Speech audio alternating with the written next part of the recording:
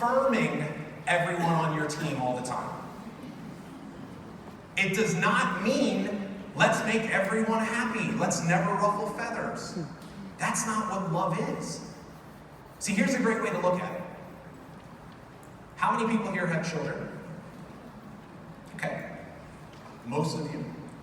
I have a 1-year-old. My son Grayson just turned 1 this past week, so I get this conversation in a way that I wouldn't have before. See, when your child does something wrong, that you know as a parent is detrimental to their evolution and growth as a little human being, and that thing that they did wrong is really an opportunity for you to fill your responsibility as a parent and use it as a teaching lesson, right? Does that not happen all the time? Now, do you have any problems stepping in and delivering that tough love and that tough message? Do you have an issue with that? This is the crowd participation part. No, of course not. Why? Because you love them.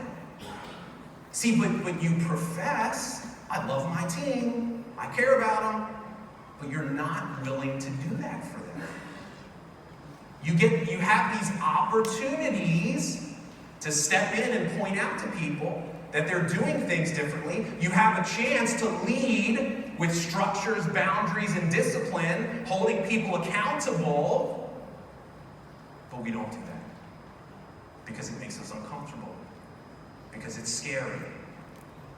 See, what I want you to do is embrace truly what love is and start using that same analogy in the way that you show up. So let's dig a little deeper into that. See, I want to talk about this from a psychological standpoint. There are 2 basic human drives: connection and aggression. Everyone on your team has these 2 things that are driving them in what they do. Now, connection is, we want to be in relationships. We want to feel like we're a part of something bigger. That's why it's so important as a leader, right? We want to create a culture. And you all have done such an amazing job of that. It's very clear. I don't have to be around this group for more than a couple of minutes. I can tell that that's here. Now, aggression doesn't refer to like anger. Aggression is energy used in service of goals. So think of it like this. We are all basically lovers and workers. We want to be connected and we want to accomplish things. Now, the love side requires a positive relational tone. And I'll tell you, most of you are great at that. But the other side requires something totally different. The work side requires drive. It requires expectations. It requires boundaries and accountability. And the problem is this. In the culture of an organization, when both are not present, that's a big issue. See, what a lot of leaders don't realize is the people-oriented, loving, caring leader that just wants everyone to love them, they create as much stress in an organization as the other leader that's like the tyrant, just make money, goals, goals, goals. You have to have both. So when we talk about the shift, it's different for everyone. Some people, the shift is, okay, I got the relational side, but I need to start stepping into this other side. I need to start getting different skills. And I'll tell you, a lot of your problem is that because you've not done that, it's limited your effectiveness as a leader. Some of the best people on your team are in a place where they're struggling because these things are not present, but the problem is they will never tell you. They don't want to admit that they're struggling. They don't want to admit that they need help because they don't want to bother you, right? And this is just what happens. So we have to begin to work on both. Here's a great way to look at it.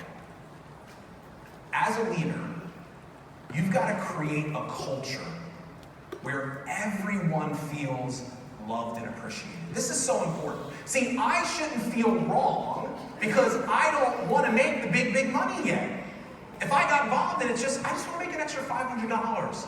I just want to be able to go out to dinner once a month with my family. Like, you shouldn't make someone wrong because that's where they are. So we need to create a culture where everyone feels loved, appreciated, and welcome, but at the same time, as a leader, you must start to create boundaries around your personal time and what people have to do in order for them to deserve your time. And you must work with people that do deserve your time, your best people, in a very intentional, structured way. Hands-on. And this is one of the big problems I see leaders, is we have this small little handful of people, right? It was my friend Mike, a couple of other people. They didn't need my help. So I just let them go do what they did. They don't need their hand held, and then what did I do? I turned around to everyone else. And this is what I tried to do. I tried to motivate the unmotivated. I tried to make the ones that weren't committed. I tried to take the ones that didn't have a dream and try to plant it into their head. And what I wound up doing was driving myself crazy. My productivity went down the drain, and I wound up literally resenting my very own team. See, here's what you have to start doing. You gotta start spending your personal time with people that deserve it.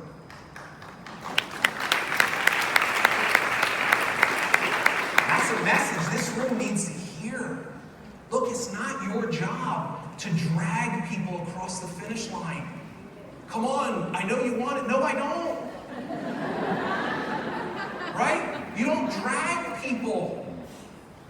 You run with them. Now the issue is this, the ones that deserve your time, they're not going to ask for it. So we must start to change the dynamic of how we work with our team. So when we talk about this, what does it mean? It means practicing tough love. It means when confronting people, holding them accountable. Now part of that, there's a message inside of a message here. It starts with yourself. See, the beauty of this is in order for you to hold someone else accountable, you have to first hold yourself accountable. And a lot of you have forgotten that. See, we have a tendency to judge other people by their actions. You either did it or you didn't. But we judge ourselves by our intentions. Well, I didn't do it, but I meant to do it. You know, the kids, work. See, we have to start structuring our business in a way where these things are very present. And we have to eliminate this limiting belief that we have, that if we step in and practice tough love, call someone out, that it's going to chase people away. See, we're not doing this with everyone. We're doing it with those people that are committed, that small percentage of your team. It's not going to chase them away. Look, I want you to think about in your life, you're probably lucky if you have one person in your life that you truly consider to be like a friend. Like I'm talking about like your ride or die. They are there for you no matter what. And I bet if you can think of one person like that, a big part of that is because they call you out on your stuff. They're not afraid to tell you when you're acting a fool or doing something wrong. And we appreciate them for that. Because most people don't care enough to go to that extent. And I'm telling you, what you will find is if you're willing to start taking a stand for other people and not accepting their excuses, what it will do is it will increase the relationships you have with them, and it will elevate your leadership level to a place where it's never been before. You realize most people do not have one person in their life to take a stand for them? See, they got a bunch of people in their life that are telling them what they can't do or what they shouldn't do or how that's not going to work. See, we need to start really stepping into the responsibility that we have to the people that are on our team. And what this really, well, everything we're talking about here is about boundaries. See, boundaries are made up of two things. On one hand, you have what you create, and on the other hand, you have what you allow to happen. And what you must do as a leader is take responsibility in this area. And here's what this means.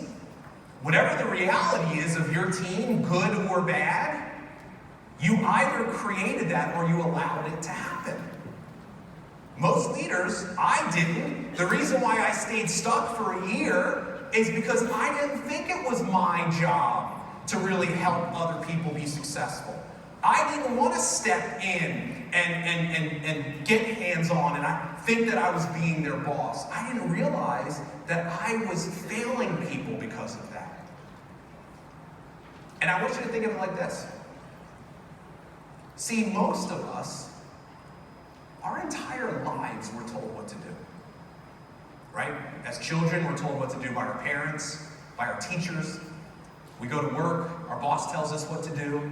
Shoot, we won't even go to the gym unless we hire somebody to make sure we show up. We don't save money unless we pay somebody to make sure we do it. Our entire lives, told what to do. Be here, yes. Go to lunch this much. You can go to the bathroom here, yes, yes, yes, yes. And then we join Plexus.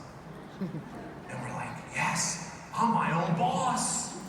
I do what I want when I want. And what you fail to realize is you are literally the worst boss in the history of bosses. Because you never even show up for work. And you're like, oh, no big deal. See, we don't implement this in our own life. But think about the people on your team. I'm telling you, they have no clue what to do. This is why these things are important. Think of it like this. This is a good analogy.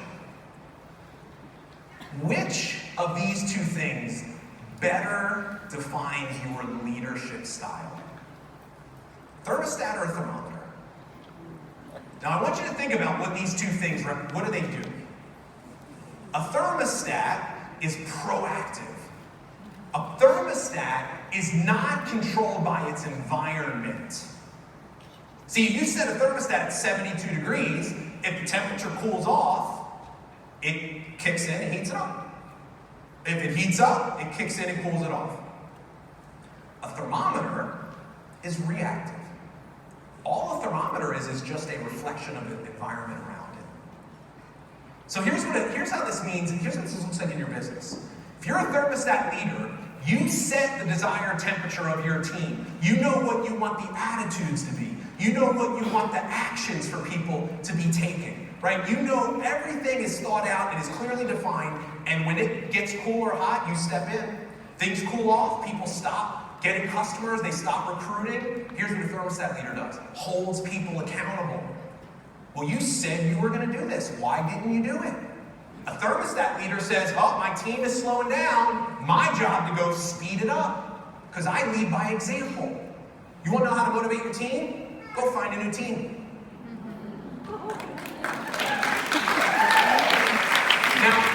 Now that's not being mean and leaving people behind, but it's understanding that the most powerful form of motivation is fear of loss. See, when every week you're having those same conversations trying to motivate and pump up your people, and it's this weekly kind of strategy / counseling session, they get off the phone and it's the same thing, nothing. Well, guess what?